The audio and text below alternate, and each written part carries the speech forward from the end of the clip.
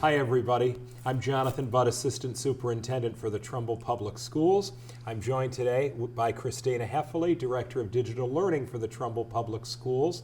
And this is installment 2 of our periodic broadcast to you on the Trumbull Public Schools responses to our extended school closure. Today is March 20th, 2020.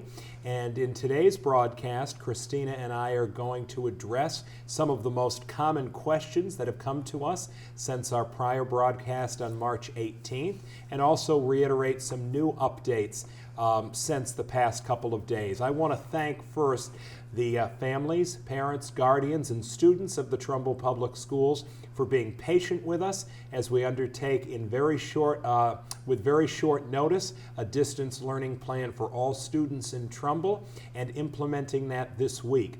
Also, we are incredibly grateful to our Trumbull Public Schools teachers and administrators for their good spirits in getting this up and running. Thank you for providing your questions, and keep them coming because we will do another broadcast early next week.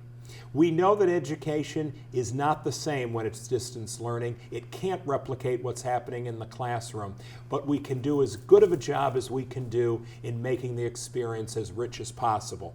So to get to the questions right away that are most common, one of the most common questions we've been getting is about parents and guardians who need a device for their students. We've even gotten the question, do I need to pay a rental fee for a device for my student? So Christina, can you address all of that? How they would get a device? Do they have to pay for it? What are the parameters, etc.? So if any family needs a device, you can actually get a device by emailing or calling Jonathan's office. You will also be able to, later today, there'll be a link off of the website for a technology request form, and you can complete that technology request form. Our IT department will then process a device for you and give you a time to pick up your device at the Long Hill location. And no, there is no rental fee. We are happy to provide these students with these devices that we've already had available in the district. So Jonathan, I know you've also gotten some questions about printed materials. What can we provide and what information can we provide in that direction? We currently can provide printed materials, Christina, for families without digital access, without internet access in their homes. There are a few families in Trumbull Public Schools who do not have internet access, and while the state is working on solving that problem and we are working on providing them hotspots, we have librarians from our schools preparing printed materials. However, in concert with the State Department of Education, for families who do have devices and internet access, we are unable to provide printed materials. And the simple reason for that is our staff is scaled back like at any other place in the state of Connecticut. We have exceptionally limited secretarial support, and we're practicing social distancing ourselves. So families in a particularly unique situation could contact my office, and our teachers are being very sensitive to not putting materials online that families would think that they need to print out. If you have concerns about that, again, please contact my office. We believe we've been in touch with every family who does not have internet access, but if you're hearing this broadcast and you're in that situation, please call my office at 203-452-4336. A question we've also gotten, Christina, is the type of device that might be necessary. We're giving out Chromebooks, but is a Chromebook necessary? What if I have some other device at home? So our recommendation for families, particularly with students in grades 3 through 12, any device that they're used to using, it could be a Chromebook, it could be a laptop. We suggest that it be, a big enough screen with sort of a keyboarding device so that they can actually type efficiently. For the pre-K2 population, if a student has an iPad that they're using at home and they're comfortable using it, most of our activities are designed to be done offline. There will be some additional supplemental apps provided, but they can usually be utilized on an iPad, a Chromebook, a laptop, a desktop, sort of any device you have available at home. So again, for the upper grade kids, K through 3 through 12, we really recommend a device that you can use with a keyboard. In fact, we even have some students at the high school who use an iPad regularly, but they actually have it hooked up to a keyboard and they're able to sort of produce information that way. Great. Jonathan, what are the hours for student work? Can you chat a little bit about that?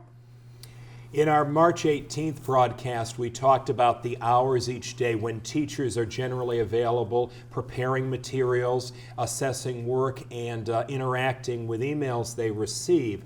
And that led to some questions about whether students need to be online during those hours or not. And the answer to that is no. Students can work when they are able to work. And the primary reason for that is that we are supportive of a variety of families and family structures. There are families where we have multiple students using the same device. We have families where somebody is only able to supervise a child working in the afternoon or evening. So a child does not have to be participating to do the work at the same time that the teachers are available. If we are not seeing by early next week every student, every family engaged in some way in what's happening, parents are likely to receive emails from teachers or counselors to check up on any particular concerns. But know that your child can work on the activities we're presenting for learning at any time of the day. Now, there's also been some questions, Christina, about parents who are realizing they're not receiving our email communications, not receiving our daily e-blasts from the superintendent, and need their email addresses corrected. So certainly important to do that, and what should they do? Sure. You can actually reach out to Jonathan Budd or myself via email, cheffley@trumbleps.org and jbudd@trumbleps.org, and we'd be happy to get that information changed in our system for you. In addition, if you're unsure if we have your correct phone number, email address on file, you can actually log in to the Infinite Campus portal, click the little people icon all the way at the right-hand side, and go to Settings, Contact Preferences. You'll actually see all of the phone numbers as well as email addresses we have for your family, and you can self-correct any misinformation on there and save it, and then we will have it available to us when we do actually our district communications. Christina, another question. We've had some people who have a device from us, but it stops working, or the screen breaks, or something gets spilled on it. So what happens if I have a device that needs some technical improvement? It's a great question, Jonathan. So later today, we'll actually be providing a request for technical support assistance link on our homepage at trumbleps.org. And if any parents fill out that form for their child indicating their device is broken, we will arrange for you to drop it off, and then we'll issue you a new loaner device in the meantime. So please use that link to report any problems you're having, and the IT department will make sure they can get you a device in your hands as quickly as possible. So, how are we dealing with students who may not have the necessary materials at home with them? So 2 days ago we explained that in conjunction with the town, our school buildings are closed. By the close of business today, all the schools will have been totally sanitized. We cannot allow any staff or student access into those buildings, and we haven't since school closed last week. There were some limited exceptions, as we explained a couple of days ago, for musical instruments. And if a family is in a highly extenuating situation, they should contact my office.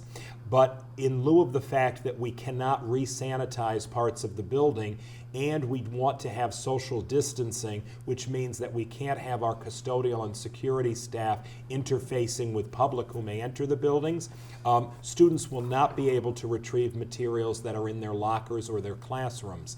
However, we know from our teachers that they are being sensitive to that. They are not assuming that students have materials at home. Even say a novel, they are making some materials available for students who might have left that in their locker. If your child is in a situation where you think that the teacher may erroneously have assumed they have some material at home, I would just suggest a pleasant email to the teacher would be helpful, and then I'm sure that the teacher will provide some alternatives that will work for your child. Great. Back to printing. Is it necessary at home? So I guess I answered this out of order before. I'll say again, printing should not be necessary at home because we do not have the facilities to print. at central office for parents who don't have printers at home. We believe all our teachers and curriculum leaders are developing materials that can be reasonably worked on a reasonably sized computer screen. But again, if your child or your student at the older grades is feeling that the materials can't be really worked on a screen and have to be printed, I would suggest just a pleasant email to the teacher to see if there's a way something could be modified would be totally appropriate, particularly when we get into next week and we're beyond just the very beginning of this initiative. So we have Google Classroom set up for grades 3 through 12, and that's the primary focus of the delivery method for the distance learning. And a question that has come up is parents have heard, I think, that there may be a parent-guardian portion of Google Classroom, Christina, and I don't even know that I'm saying that correctly, but can you address the parent-guardian piece of Google Classroom? Yes, so Google Classroom has a feature specific for parents and guardians. With their email address, what they will actually do is they will get a notification weekly. You can actually even change the settings to daily, and you would get a summary of all of the Google Classroom's posted information posted by the teacher. What the district is currently working on is we are actually taking the email addresses from Infinite Campus, or Student Information System, and we're uploading it into the Google Guardian platform so that we can actually automatically, parents will start getting those notifications as teachers are posting assignments for those students in grades 3 through 12. More information is coming to parents. We will be producing a weekly newsletter with lots of technology tips for parents, as well as some curriculum information from Dr. Budd's office. So parents can look forward to getting an e-newsletter from the district every Wednesday. And we will be making our first issue on the technology side all about Google Classroom, what parents need to know, and how the platform works so that you can better support your children at home. Should my child know how to log on to Google Classroom, and what if my child doesn't? Good question. So most of our students in grades 3 through 12 were actually using Google Classroom pretty regularly before the schools were shut down. What I can say is that they're usually pretty comfortable logging in. If you have a child who has just forgotten their password or is not sure how to log in, they should reach out to their classroom teacher. The classroom teacher, if the student's having difficulty with their password, they have access to some technology people in the district that can actually reset the password and make sure that the student can get on. So if you have any troubles, reach out to your classroom teachers, but we're in pretty good shape with the grades 3 through 12 that this is a tool that they've been using really in the district for quite a number of years now. Jonathan, regarding special education or English language learners and other special groups of students, if they have more questions, how can they get those answered? Very important students, all of our students in the Trumbull Public Schools. We issued the distance learning plan for all students on Wednesday the 18th, and then on Thursday the 19th, we have seen on the website the special education plan for students in the Special Education Pupil Personnel Services Department. And I would encourage parents who have questions about students who might have special needs and be serviced by that department to first check there for detailed information about what they might expect from a special education teacher, or if their child were receiving occupational therapy before our schools were closed. We have an interim director of pupil personnel services, Kim Hapkin. Her email address is khapken, Hapken, at trumbleps.org, and she'd be happy to provide more information if a parent doesn't see it in that first document.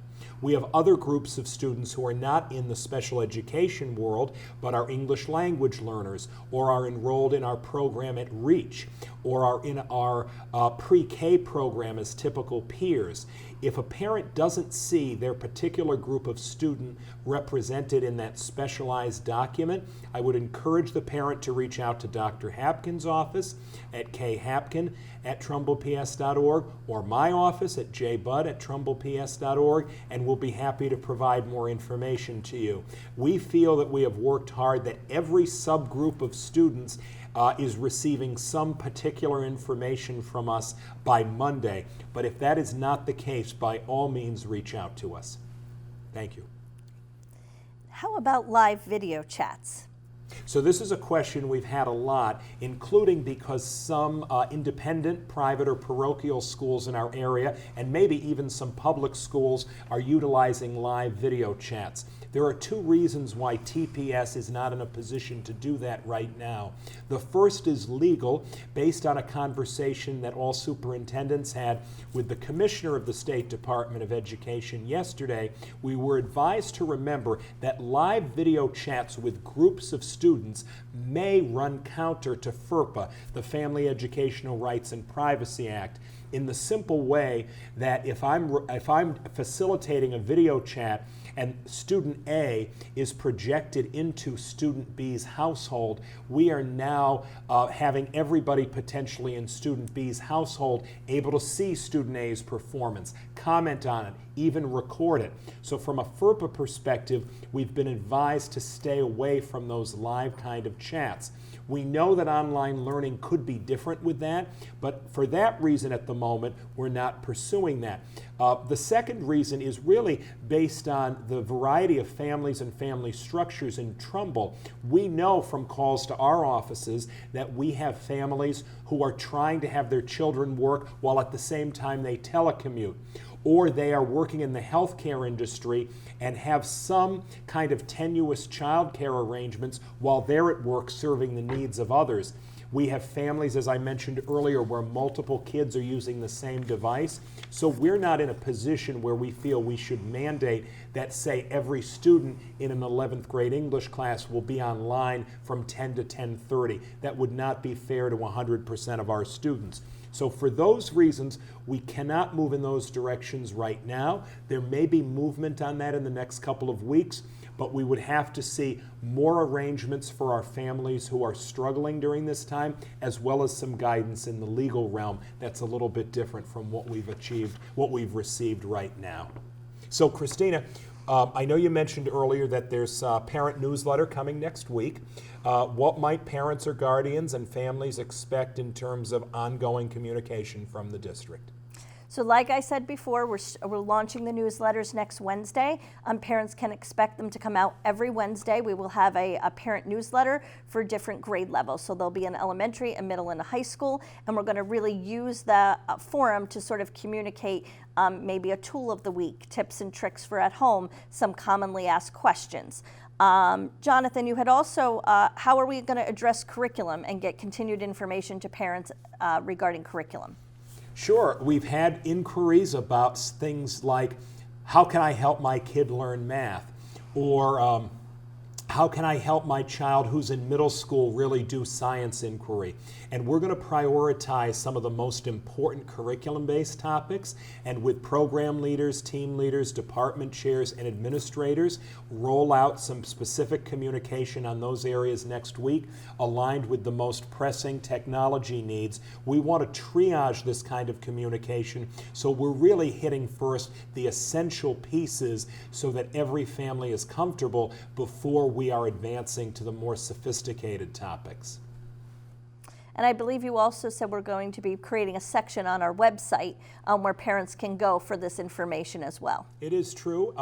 We are going to, by Monday, have a separate tab at the top of our website just for information and curriculum resources related to the extended school closure. And an example is our K-5 art, music, and physical education teachers have spent rich time this week developing collaborative resources for students across all of our elementary schools, and you'll see those represented on that part of our website Monday.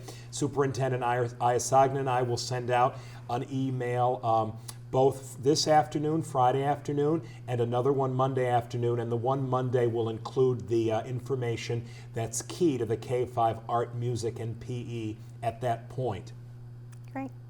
And how about assessing students? How is the district handling this during our distance learning program? One thing the commissioner reminded all superintendents yesterday is our primary concern in the state of Connecticut right now is the health and safety of everybody. Second to that is education. And within education, at the moment, formal assessment is not our key priority. However, as we go forward, our teachers are certainly going to be responding to students, both through emails they receive and also through work that is submitted. So I imagine we'll be able to talk more about some details in that relation next week. I have had a few inquiries about the trimester 2 report card for grades K to 8, because the very day we stopped having school was the final day of trimester 2, and parents and guardians are interested when they might get those report cards. We have extended the time for teachers to enter comments and finalize those report cards, and the week of March 30th, those report cards for kindergarten through grade 5 and also pre-K progress reports will be mailed in regular envelopes through first-class mail from our central office at Long Hill. At the middle school level, we'll be issuing the report cards electronically the week of March 30th. Anything else new on the standardized assessment front regarding advanced placement or any other assessments?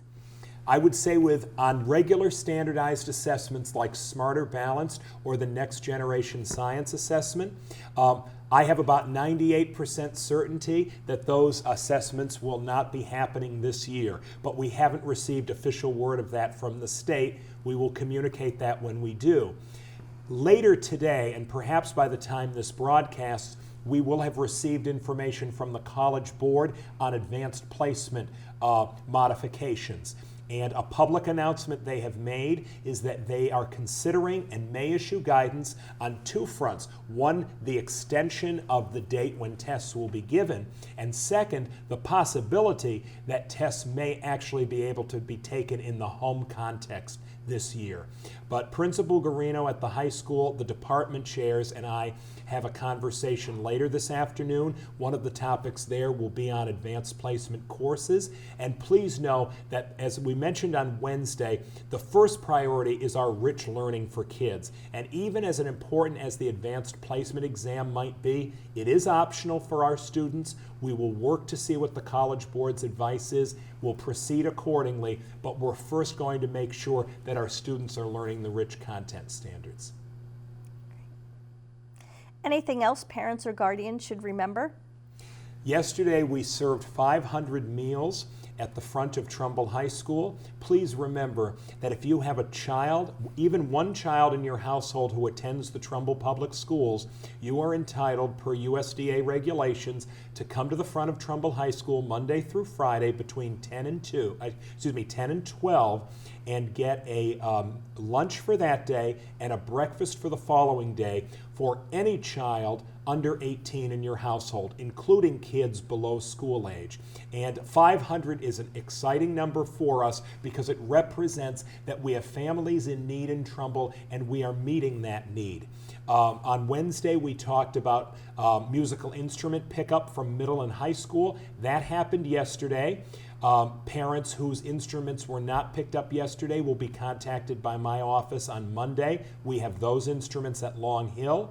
And we have pickup of medication that was in the school nursing offices happening today at Trumbull High School between 10 and 2. And as we walked in, it was very busy out front. Our school nurses are all working here today on that distribution. And later today, there will be information from Superintendent Iasagna and myself regarding what parents can do if they did not pick up the medication today and how they can access that later this week and into next week. Great. So, a couple of things to end, everybody. One thing I wanted to mention that I should have earlier about the live video chats. The exception is we are employing live video chats in areas like music lessons. For example, we have a call this afternoon with our grades 3, 4, and 5 instrumental and strings teachers. And if you're in that situation or your child is, you'll be receiving information from them about some possibilities for some online virtual lesson feedback next week. But that is permissible because it's not in the group structure, but in the individual structure. I want to say that we encourage parents to reference our website at the district level at all times. That's www.trumbullps.org. The most key critical, essential information for the district is there for families and students. But I want to end by sharing really a nice story I received from a parent earlier this week about what they were trying to do in their home and the value they saw in education. And this parent, paraphrasing it a bit, said, Dr. Budd, is there any information you can provide me about how to best help my second grader learn? I thought I'm doing a decent job getting him started for this experience, but he went to bed last night and he said to me, Mom, I know you're trying hard, but Ms. Wyckoff's a much better teacher. And we know that parents and guardians are not professional educators in most cases, and we know that most of the time there's some family struggles which we are dealing with as well in our own families, as far as caring for young children, not leaving the house, caring for older relatives, having some situations happen for both our staff and also our parents, guardians, where education may not be the highest priority right now. Please know that we are in the same situation as you. We value the professional educators in our system. They are willing to work with you as the days and potentially weeks unfold to really serve each and every child of the Trumbull Public Schools as well as possible. We may have forgotten anything, Christina. What do you think? No, I think we just want to say a huge thank you to the Trumbull Community Television folks who have been here kind of supporting us. They're here today recording this so that we can get our messages out to folks. So more to come next week. That's right. Thank you for watching us. Please email or contact us with any questions you have. And above all, please be safe and worry about your health at this time of some uncertainty, this very unusual situation. We'll see you again next week. Thank you very much.